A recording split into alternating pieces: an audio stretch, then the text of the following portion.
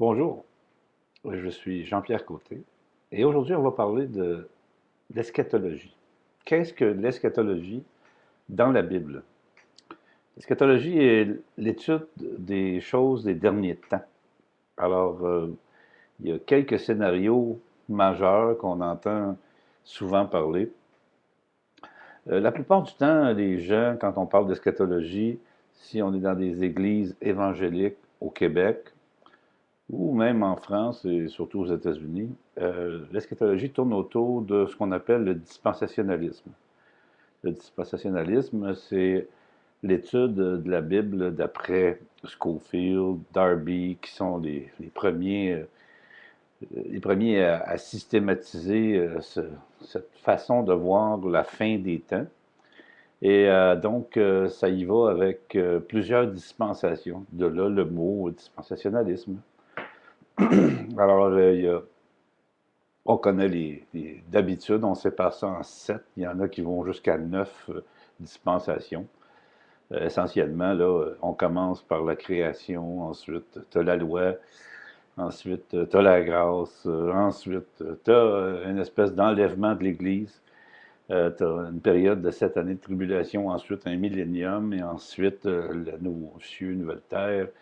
Et d'habitude, bon, c'est sur une période linéaire qu'on peut voir comment le temps se déploie. Ça, c'est le scénario le plus populaire. On dit qu'il y a quelque chose comme une cinquantaine de millions d'Américains qui adhèrent à ce genre d'eschatologie-là.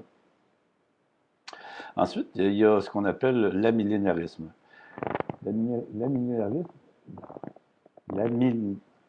l'amillénarisme, ça le dit, c'est un ablatif, c'est qu'il n'y a pas de millénium, mais en fait, il y en a un. Il est spiritualisé.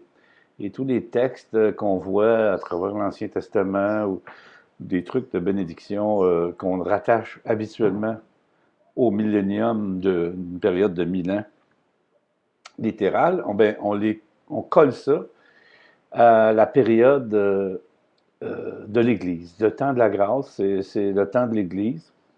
Donc, dans ce scénario, l'Église a remplacé Israël et toutes les bénédictions sont des bénédictions spirituelles. Donc, c'est des textes qui sont très spiritualisés. Et finalement, à la fin, il y a un retour du Christ avec ou sans enlèvement, tout dépendant des formes d'amillénarisme. Et la fin des temps se constitue avec le retour de Jésus-Christ dans le futur. Pour ce qui est de l'autre scénario qu'on envisage, qu'on entend souvent parler, c'est le post-millénarisme. Le post-millénarisme, c'est qu'il y a, depuis que Christ est venu, qui est mort et ressuscité, qui est monté au ciel, qui a eu l'ascension, le post-millénarisme enseigne que une certaine période de temps, il y a eu un millénium. Il y a un millénium qui dure en ce moment depuis une période de temps à l'intérieur du temps de l'Église, qu'on appelle Puis les gens découpent ça de toutes sortes de façon historique, pour arriver avec un retour éventuel du Christ qui va finir par mettre un cap sur cette réalité du royaume de Dieu établi et ensuite les temps éternels qui sont devant nous. Ce qui nous intéresse aujourd'hui, en fait, c'est une lecture qui est une lecture classique des Écritures. C'est une lecture à laquelle tous ces scénarios euh, adhèrent d'une façon ou d'une autre. C'est le prétérisme. Le prétérisme, il y a divers degrés de prétérisme. Le prétérisme, c'est une des façons de lire les Écritures au niveau de l'eschatologie. Et le mot prétérisme vient du mot préter, qui est un temps de verbe en latin, qui veut tout simplement dire passer. Donc, tout le monde est d'accord que Christ est venu il y a 2000 ans. Il a été incarné. La Vierge Marie a participé. Le Saint-Esprit, on a vu Jésus-Christ, le Fils de Dieu, marcher sur la planète Terre. Et on l'a vu crucifié. mort et ressuscité. Donc, on est tous d'accord que c'était l'objet de plein de prophéties dans l'Ancien Testament qui annonçaient cette venue du Christ. Et sur ces doctrines, je peux vous dire que tous, on est prétéristes. Tout le monde est prétériste sur la question de la première venue du Christ.